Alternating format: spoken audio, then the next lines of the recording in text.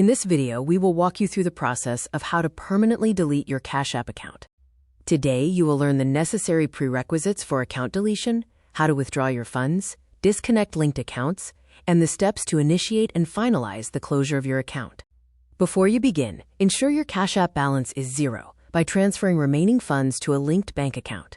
You should also cancel pending transactions, disconnect your bank accounts and cards, unlink direct deposit accounts, download your history for your personal records, and clear your activity feed.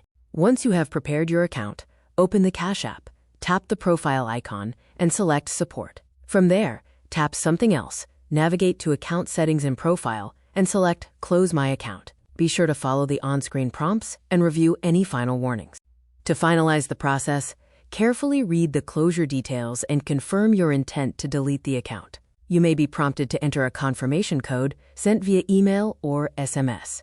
Finally, look for a confirmation message in the app and check your email for an official closure notice. Keep in mind that deleted accounts cannot be recovered. Ensure your balance is zero and all accounts are disconnected before starting.